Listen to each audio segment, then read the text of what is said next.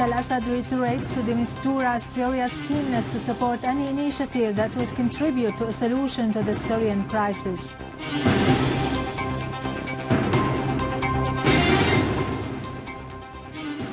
Units of the Syrian Arab Army take control of Deir al-Adas in Daraa northern countryside as well as other towns in Damascus southern countryside.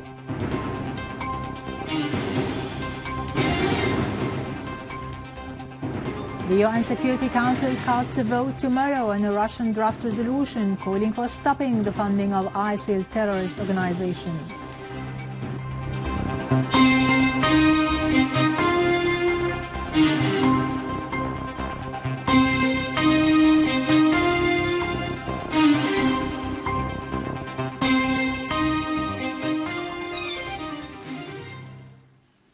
Good afternoon, ladies and gentlemen. This is Irado Krikorian with the news in English. President Bashar al-Assad today received UN Special Envoy to Syria, Staffan de Mistura, and the delegation accompanying him. Held in a positive and constructive atmosphere, the discussions covered the new details of de Mistura's plan to freeze the fight in the city of Aleppo. President al-Assad reiterated Syria's keenness to support any initiative or ideas that would contribute to a solution to the crisis in a manner that protects citizens' lives and the state's establishments. His Excellency underlined the need to pressure all states to implement Security Council's resolutions 2170 and 2178 in order to stop the funding of terrorists in Syria.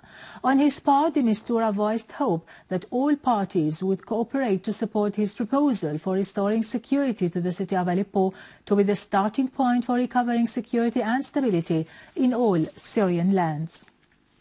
The Syrian Arab Army has accomplished a new achievement in restoring security and stability to the village of Deir and maintaining control on Tell al-Sarja and Tell al-Arus in Damascus' southwestern suburbs. The Syrian Arab Army continues to pursue terrorists in the area, killing and wounding a number of armed men and destroying their weapons. The Syrian Arab Army had earlier restored security to the village of Deir al-Adas and took control of Tell al-Massih after eliminating the last terrorist gatherings in the area that has been receiving logistic support from the Zionist enemy. In Idleb countryside, several terrorists have been killed or wounded in Ma'arat Masrin, Binnish, Abu Dhuhur, Ain al-Soda and the surroundings of Jabal al-Arba'in. The Russian mission at the UN announced that the UN Security Council is planning to cast a vote tomorrow on a draft resolution proposed by Russia to stop funding the terrorist ISIL organization.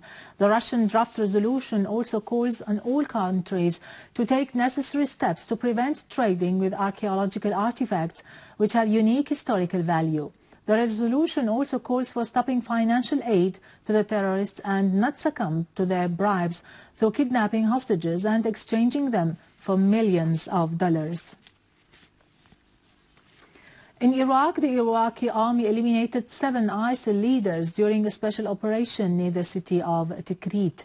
In Al-Anbar province, the Iraqi army, supported by tribal citizens, foiled an attack by ISIL terrorists on the area of Al-Bughanim, east of Al-Ramadi, inflicting heavy losses upon them. In the town of Al-Amiriyah in Al-Fallujah, the Iraqi army killed 3 terrorists affiliated with ISIL. The army has moved towards areas near Al-Mosul to liberate them from ISIL terrorists. In occupied Palestine, 1 Palestinian teenager was wounded by a bomb explosion in Hebron as a number of citizens suffered suffocation as a result of Israeli attacks by tear gas. The Israeli occupation soldiers conducted a wide-scale arrest and inspection campaign in several areas in the West Bank and occupied Jerusalem, during which 19 Palestinians were arrested. Finally, millions of Iranians took to the streets in marches staged in Tehran and more than 1,000 other cities and 5,000 towns and villages, celebrating the 36th anniversary of the victory of the Islamic Revolution, which coincides today with the participation of Iranian President Hassan Rouhani. President Rouhani affirmed that the Iranian people have not achieved independence easily and will strongly defend this independence during the nuclear negotiations with the West. He underlined the ability to lead Iran towards further development, progress and prosperity despite the embargo problems imposed by the world forces of hegemony.